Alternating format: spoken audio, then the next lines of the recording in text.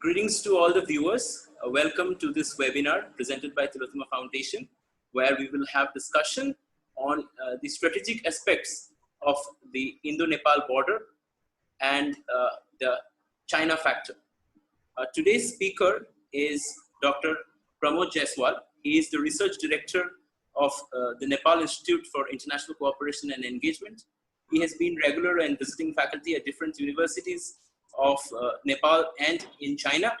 He has been at the Fudan University, Tribhuvan University, Pokhara University, and China Foreign Affairs University. Apart from that, he was also associated with the Manohar Parrikar Institute for Defense Studies and Analysis in New Delhi, and he was also a member of the editorial board of the Journal of International Affairs, Kathmandu, member of the academic committee at the Panbo Institute, Beijing, member of International Advisory Committee, Journal of Liberty and International Affairs, Macedonia, and the member of editorial board, Gadhara Journal of Research in Social Science.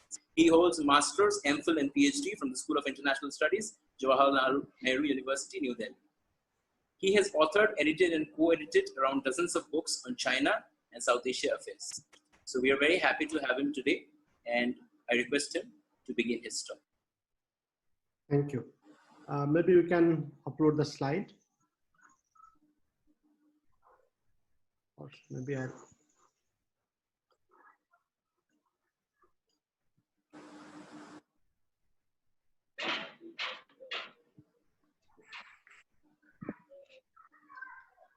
Okay, thank you. At the outset, I'd like to thank Tillotoma Foundation for inviting for this wonderful presentation. Today, I'll be talking about a strategic aspect of Indo-Nepal border security and the China factor. Next slide. Can you go to next slide?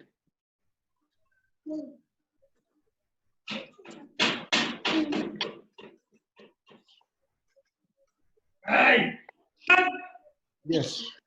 So this picture is of China border. Nepal. This is Nepal. We all know that Nepal is like India on one side and China on the north. So we have China on one side and India from three sides. This next slide is the border between Nepal and China. We have only two border openings with China. Can you go to the next slide, please? So these two are the two major border points with China. Next slide.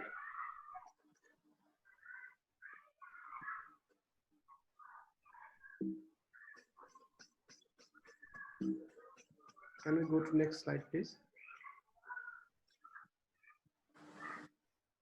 Yes, this is the China border. Next slide. And this is India border. India is on three sides of Nepal, but we have a porous border. There's no border. If you look at the first paragraph, the man who is standing there is on the border. There's no demarcation.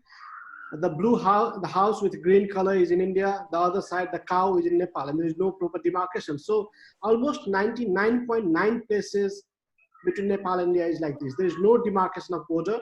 There is border, but there is no demarcation with physical features. And these other 2 points are the border major trading point where there are customs. In 99% places, there is no customs. There is informal border, but only in few places like 22 major trading ports, we have this kind of border. Next slide. Next slide, please.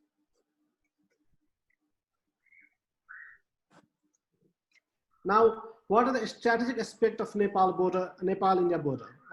Nepal and India have open border for 1,751 kilometers. And due to open border, there is concern of India because any people from any country can come to Nepal, and if they look like South Asian, they can claim to be Nepali and they can enter India because they don't need any passport to go to India. So anyone who claims that they are from Nepal, they are Nepali, they can go to India without passport, without any papers. So there are concern of India that maybe many Pakistani or Chinese who might look like Nepali or Indians, they might benefit from or they might use the open border against India. Similarly, Chinese also have concern with this border because China also borders with Nepal through the most sensitive part of their territory, which is Tibet. And at the same time, both India and China are concerned because of the presence of external power who can play against each other in this country. All the major agreement and joint statement that has been between Nepal and India has security angle to it. If you look at 1950 treaty, there is security sensitiveness, and every time when the head of the state of any country visits to the either side, there is issues. What is unique here is that what many Indians do not know, and at the same time many Nepalese are also not aware, is that the Chief of Army Staff of India is also the honorary Chief of Army Staff of Nepal, and vice versa. Similarly, like Chief of Army Staff of Nepal is also honorary Chief of Army Staff of India. Next. Now let's look at what are the geopolitics, like what are the interests of all these three countries in this region. What is Nepal's foreign policy objective?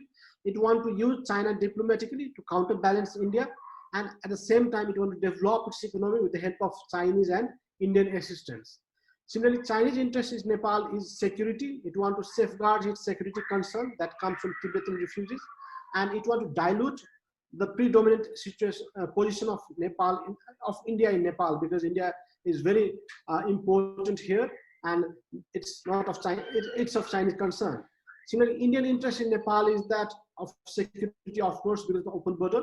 At the same time, India also want to promote democracy. They also want political stability and economic prosperity in Nepal. Next. Now let's look at the overall relations, how three countries are evolving here.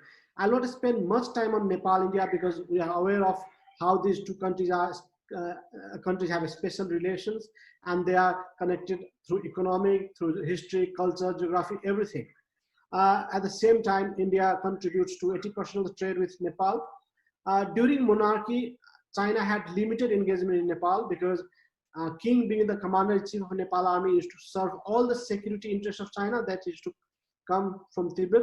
At the same time, they started engaging with the political parties after democracy, because when monarch lost the power, the democratic parties came there and they started developing relations.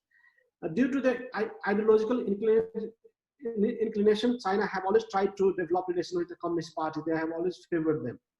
There are also media reports that China has hidden hand, or they try to influence the Communist Party of Nepal in their activities.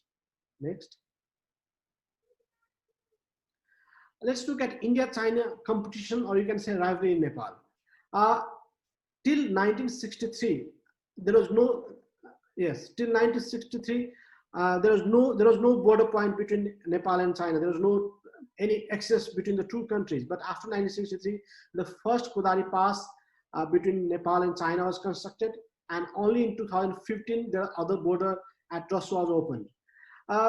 Similarly, the Birganj-Patlaya road, which is very near to the Indian border, it was initially proposed by China, and India asked Nepal not to allow Chinese to construct it, rather they construct it for free. Similarly, there are lots of Chinese NGOs, they are emerging in Nepal, and India has concern for that. There's a classic example that when the Indian ambassador went to Mustang, a particular place near the China-India border, the next day, Chinese ambassador also goes there with similar kind of assistance. China has also proposed for peace and friendship treaty very similar to that of India and Nepal in 2009, but it could not sign because at the time, Prachanda, who was the Prime Minister, had to resign. Similarly, both the countries are also planning to open 6 different highways at the places that I mentioned here. Next. Before India, it was China who proposed a railway connectivity between the two countries. Chinese are planning to extend their Qinghai railway that comes from Beijing to Lhasa and has reached Sigaste. They want to extend further to Nepal border and to Lumbini and Pokhara, the 2 major tourist places of Nepal. And Lumbini is very near to the Indian border, so it raises concern in India. Similarly, after the Chinese proposal of connecting Nepal with railway, Indian came with a bigger project, which they said that they will connect Nepal at 6 different places like Raksol, Dogbani, Jainagar, Birganj, Biratnagar, Bartibas, all those major places they want to connect with the Indian railway. Similarly, August 2008, Modi also proposed to connect Birganj, which is near the Indian border, to Kathmandu. Similarly, after Nepal signed MOU with China on the Belt and Road Initiative, India has also started using Bay of Bengal initiative for multilateral trade and technical cooperation to counter BRI. Next. There is increasing Chinese engagement in security sector because the prime mover for China in Nepal is security, as it borders with the most sensitive part of China, which is Tibet. Next. Next slide. Yes. The first visit, previous. The first visit by Chinese holding a defense portfolio was in February 2001 by Chinese Mr. Chi Hontai. That was the first time where Chinese started giving very importance to security sector of Nepal. And since then, there has been lots of engagement between the security sector of Nepal and China. There is massive increase in the extent to Nepal army and the security forces in Nepal since then. These are the data which will be reflected in the next slide. Let's go to the next slide. Even during the siege visit to Nepal, border was strongly emphasized, like they had agreement on boundary management system. Similarly, both the countries also signed mutual legal assistance in crime matters, which is also related to border. And they also agreed to conduct the feasibility study of cross-border railway to extend cooperation on Kathmandu-Pokhara-Lumni railway project. At the same time, they also signed the same treaty has been mentioned here. Let's go to next. This is the overall graph of Chinese assistance to Nepal, which you can see that after 2005, there has been rapid increase in Chinese assistance to Nepal. In 2005, the reason was that we had monarchy here, which was supported by Chinese. At the same time, in 2008, when China was preparing for Olympics, there were lots of anti-China, or you can say pro-Tibetan activities in Nepal that really made Chinese nervous. And the next was in 2015, when Nepal had earthquake. Next. Here briefly, I want to compare between Chinese aid and Indian aid. If you look at Chinese aid and Indian aid are doing far better in terms of Indian aid, because Chinese, their aid is quite visible. If they want to give something to Nepal, they try to make it very visible. They try to construct bigger projects, which is very large and centrally located. But India do not give that kind of attention to their projects. Similarly, in terms of objective, Chinese aids are very objective oriented. Either it has to serve their security interest or goodwill between the two countries, but they lack some kind of planning and strategy when it comes to Indian aid, because most of the Indian aid to Nepal is given on the Republic Day of India or Independence Day of India or during the state visit without having proper calculations. In terms of perception, people here in Nepal also feel that Chinese aid benefit Nepal most, and China want to see Nepal self-reliant. So this perception, this might not be reality, but there is a perception in Nepal that Chinese aid is to make Nepal independent, while Nepalese always find some kind of hidden agenda behind Indian aid.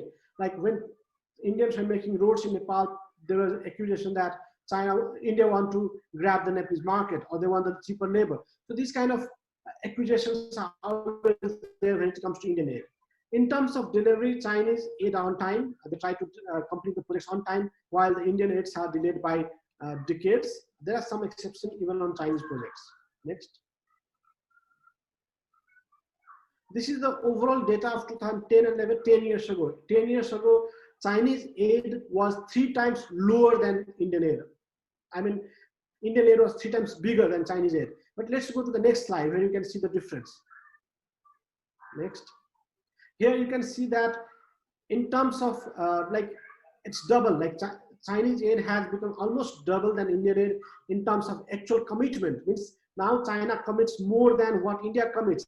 But in terms of delivery, like actual dispersion, both the countries, they commit a lot, but they deliver less.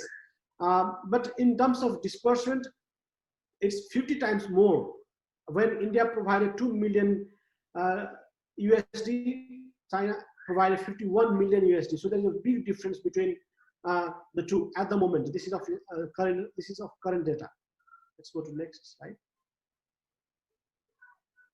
Now, what are the major factors that influenced the relation between Nepal and India? It was the impact of blockade of 2015. Right after the earthquake that had brought lots of disaster in Nepal, there was blockade in the country and people had to suffer a lot, and that hurt India's relation with Nepal. Let's go to the next slide. During the same year, you can see from the data that in 2015-16, Nepal had a very low economic growth rate. That was because of blockade and the earthquake. So this is the major factor that spoiled the relation between the two countries. Next.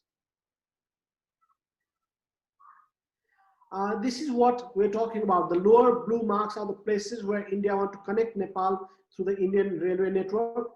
And the upper 4 purple lines are where Chinese and Nepal want to have highway connections. The red mark is the one that is the railway line which has been completed. The green dotted mark is under construction, which is almost 270 kilometers, and it might take 2 years to reach to the Nepalese border, which is Russia. Next. Now, why Nepal want to have railway with Chinese? Like there are lots of news that Nepal is looking for railway from China, and China has also offered that in the past. The reason is that in the past, India, the BIMSTEC countries like Bangladesh, Myanmar, India, and China had a kind of agreement through BCIM. So Kunming, Mandalay, Dhaka, and Calcutta, they want to connect themselves. So at the time, Nepal also saw it as an opportunity to connecting Kunming, Kathmandu, Calcutta, the 3K. That will be the upper circle, which will complete a complete circle here. So the reason behind it was that this BCIM project crosses through most sensitive part of India in terms of security. So Nepal realized it might take longer time, but if Nepal is a part of this initiative, maybe they can benefit more because Kunming, Lhasa is almost connected, and Lhasa, Kathmandu, if they can be connected by railway, and Kathmandu and Calcutta is already connected, maybe Nepal can be a center of India-China trade, which is huge. So this was the major reason that Nepal wanted railway from China. Next. What will be the situation of market then? Next slide. If BCIM project is complete and if Nepal is connected by railway, then Nepal will be connected itself with the world market. Nepal is already connected with India, and India has fast track roads connecting New Delhi, Mumbai, Chennai, and Calcutta. So through that connections, Nepal will be connected with the bigger market of Southeast Asia, which is India. Similarly, India is also working on BIMSTEC project and through other economic corridor like Mekong India Economic Corridor. So through that connect, Nepal will also benefit from the Southeast Asian market. At the same time, Nepal being connected to China will be connected to the world, and that is why Nepal realized that through this connectivity, Nepal will be in the center of East Asia, South Asia, and Southeast Asia. That's why Nepal has been pushing for this kind of connectivity. Next. Now let's come back to the current border dispute between the two countries. It was in 1816 when the Treaty of Sugauli was signed, and that treaty demarcates the border between Nepal and the British India. And at the time, it was mentioned that the river Kali will be a border between India and British India and Nepal. But the problem is with the origin of river, because both the countries have different views on that, on where the Kali River originates. So at the same time, why it's a bigger dispute here is that this particular region, which is called Lipodhara or Kalapani, is of strategic importance like that of Doklam, which is between India, Bhutan, and China. Let's go to the next slide. I'll explain it to the map. So let me briefly look at this map. This map was before the Anglo-Nepal War, before the British attacked Nepal, and before the Sugauli Treaty was signed. Garhwal, Kumaon, this dark part the gray part used to be of Nepal. So Nepal lost almost 1/3 of its territory to British India at the time. And after that, in 1816, the war ended and both the countries signed agreement and the war ended forever. So Nepal lost this Simor, Garhwal, Dehradun, Kumaon, all these parts on the left, and on the other side, Darjeeling and all. It lost to the British. So the current border was defined during this treaty. Let's go to the next slide. So this is the major bone of contention. This particular part. The green line, Nepalese claim that the origin of Kali River, which is Mahakali, it originates from Limpudhara, which is the green line, right from top. But the Indian claim is that no, the origin of river is the place where you can see that blue and green line meets there. So that particular point. They say that this particular point is the place where the border, the river originates. Hence, the Kalapani belongs to the other side. So they try to Indian claims that this blue line is the border, while Nepal claims that this green line is the border. That's why this particular triangular, Limpwadhara and all this part which borders with China is disputed. And because it borders with China, it's very strategically located and India has a strong claim over it. Next. Yes, this particular part is explained here through a different map. Let's go to the next slide. Next, please. Yes. So this is the current new map of Nepal. If you look at this particular part, the corner part which is here, this part was recently added in the map of Nepal, and it got lots of controversy in India. Like there is lots of voice against it. So now this map is going to be passed in the parliament, where Nepalese map will be putting its disputed territory in its map as well, because Nepal claims that this part belongs to Nepal and it has full right on it. So initially, Nepalese never used to put disputed territory in their map because they need to say that the issue can be resolved and then they can put it in the map. But now, since India has been putting disputed territory in their map, and when they came with the new map, then Nepal came with this new map, which you can see at the moment. I think I'll end it here, and if there are any questions, I'd like to address.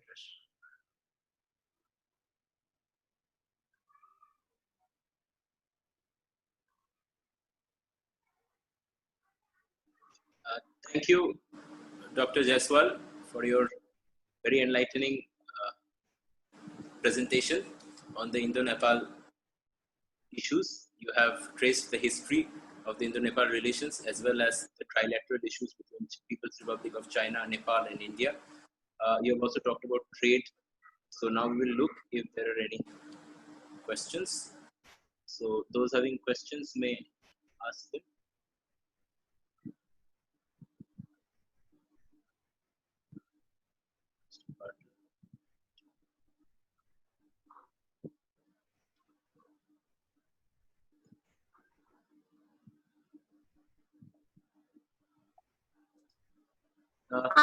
Can you hear me, sir?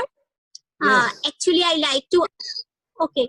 Actually, sir, I like to ask you one question. As you have mentioned that previously India had a very good relation with Nepal, but the relation started deteriorating from 2015, and China is taking the advantage of the situation, and now all these tensions, Kalapani and all.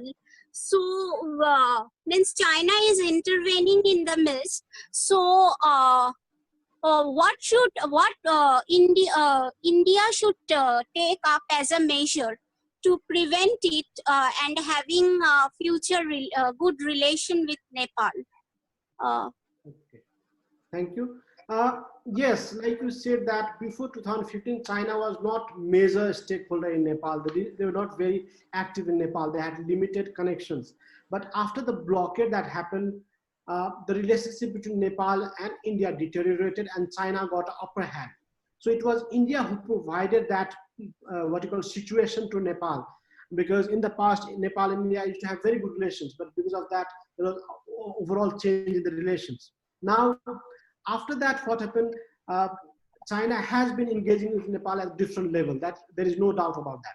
But when it comes to border issues, like this border issue of Kalapani, it's not new. Many people in India are confused about it. They think that it's China who provoked it. Let me give you a chronology. Like on 8th of May, the Indian Defense Minister Rajnath Singh is the one who inaugurated that link road, and he tweeted. And immediately after the tweet, there was reaction from Nepal. So it was not before that. So there is no China factor here, because the defense minister inaugurated the road in a disputed territory. He tweeted it, make it public. People in Nepal came to know, they reacted it. And they reacted immediately within hours. You know, the government by the evening or maybe next early morning, they had come with a statement, but whole day, there was lots of noises in Kathmandu on the same day. So that is one. Second is that this border dispute comes from 1816, right from British time. You know, the agreement was signed in 1816. So If you look at even other documents, there are different claims on that. But Nepal strongly raised this objection only in 1962, after the China-India war, when India placed its soldier there. Before that, there was no party was there. It's a very high institute where there is no presence of Indian soldier or Nepali soldiers. There's not much noises. But after 1962 war with China, when India positions its troops there, then Nepal started objecting to it. It was not very loud when there was a monarchy, because king wanted to have good relations with India. But after 1990, when democratic forces came, they strongly raised it. So in 1990, they strongly raised it. After that, even in the high-level visits in 2000, in 2014, it was mentioned. You can look at the joint statement of between the two countries. It's mentioned there. In 2015, the current Prime Minister Narendra Modi went to China, and China and India signed a joint statement. The Lipule was already again mentioned there. At the time, again in 2015, Nepalese side, they raised voices against it. So every time when it comes to Lipule or Kalapan, Nepalese have raised voices. Even 2015, China and India signed an agreement, Nepal raised a voice. It's not new. It's not Chinese or provoking it. Rather, what many Nepalese feel that Chinese and Indians want to benefit from that territory because they can have better trade through that particular pass. So many people in Nepal also feel that even Chinese are with Indians when it comes to Lipule. Thank you. Thank you, sir. Thank you, sir. Let me look for another question.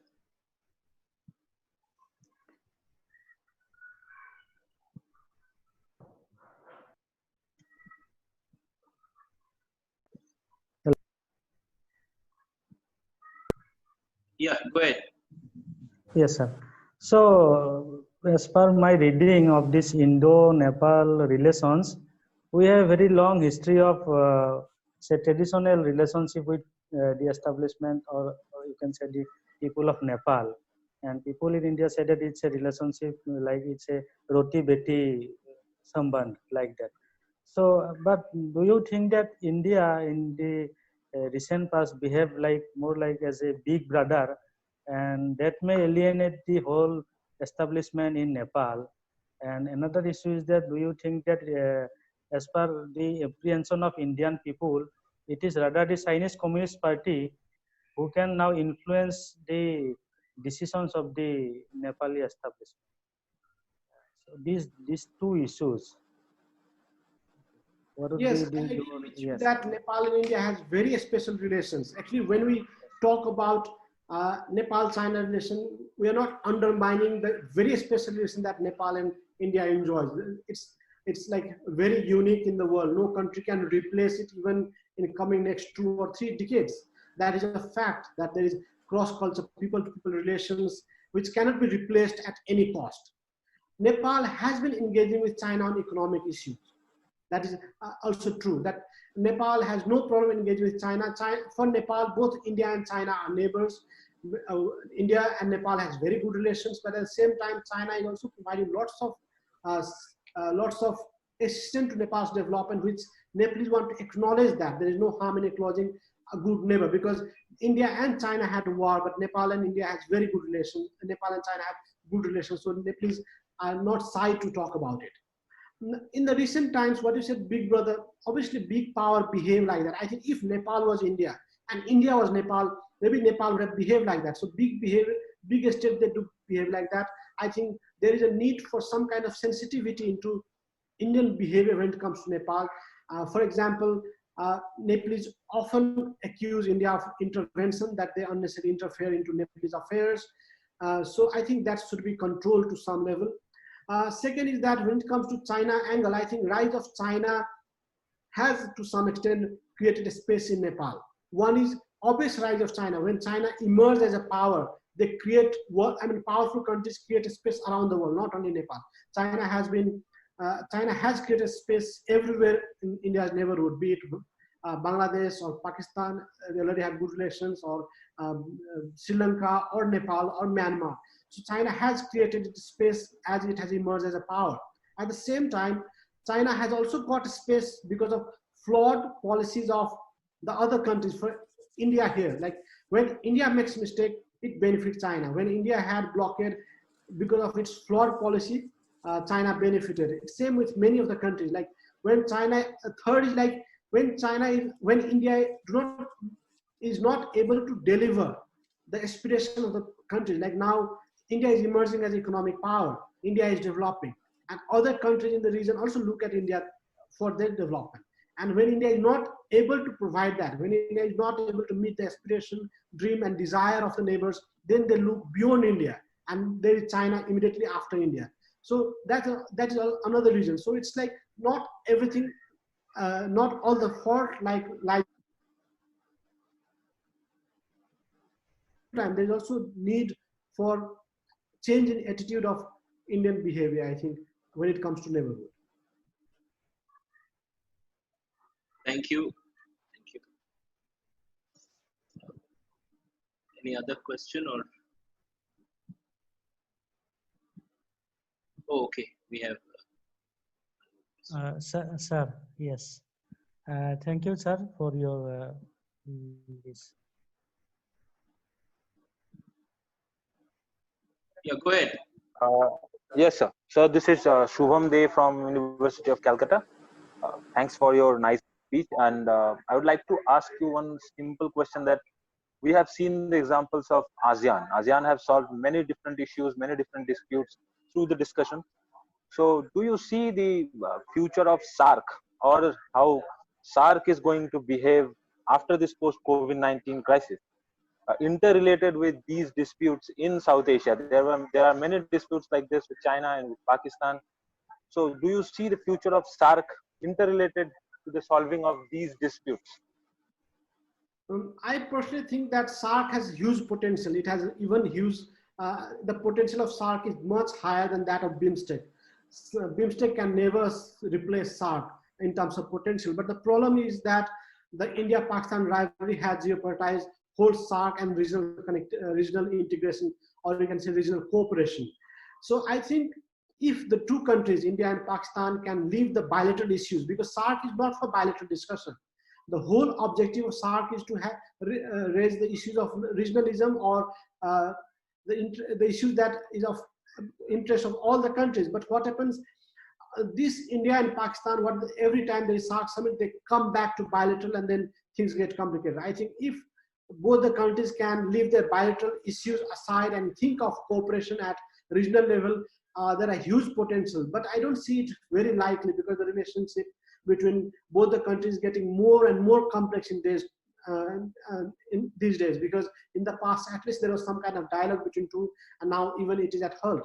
So what happened in this situation, we don't see very good future for SARC. At the same time, India is a major country who contribute to SARC fund, and then when India itself is not happy with taking SARC along, I think it's very unlikely that SARC will move further. There is also feeling among the member countries that now India is trying to give more preference to BIMSTEC over SARC. So I think it's very unfortunate for us in the region. Second is that from Nepalese perspective, Nepalese always feel that Nepal will benefit more from SARC. The reason is that in this SARC structure, Nepal is almost at the center. We have a headquarter here in Kathmandu. So we are at a greater beneficiary, because we lie at the center of the whole regional geographical region. While in BIMSTEC, it's Bangladesh will be major beneficiary. So Nepalese always like to talk about SARC. They wish that the rivalry between India and Pakistan end one day, or even if it is not going to end, at least they will put their bilateral issues aside and at least move on economic issues, regional integration, connectivity and all. But we're not so hopeful looking at the current situation. Thank you, Dr. Jaiswal, for your answer. Are there any other questions, or I will go for ask a question?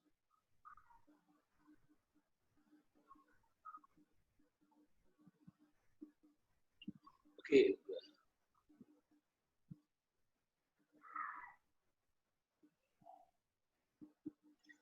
In fact, then I will just go ahead with and ask you a question.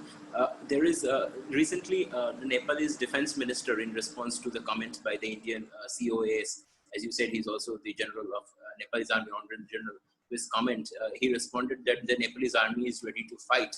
So, do you see the Nepalese government is having a kind of a realist perspective to the world, where they are, prepared for, I don't know, retaliation, or prepared for action to even, friendly countries? So do you see a going for an escalation where there may be some kind of a conflict, some kind of an armed conflict, or some kind of skirmish along the border? We haven't seen any action, so far in the border, real action. Do you think that can happen? I don't think that is going to happen. I don't know. I have not heard about the statement that you gave, but I don't think the two countries are going to fight. It's not in the interest. At the same time, there is a very big asymmetry of power asymmetry between the two. So Nepal is not going to use force because they will only resolve it through dialogue. There is no other way to it.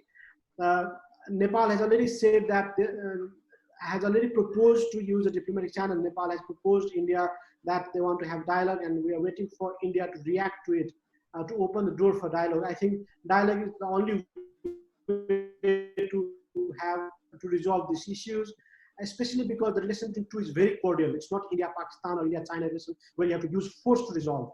And we have been communicating on this. So I think both the countries should sit together, resolve it through dialogue, and find a meaningful resolution to it.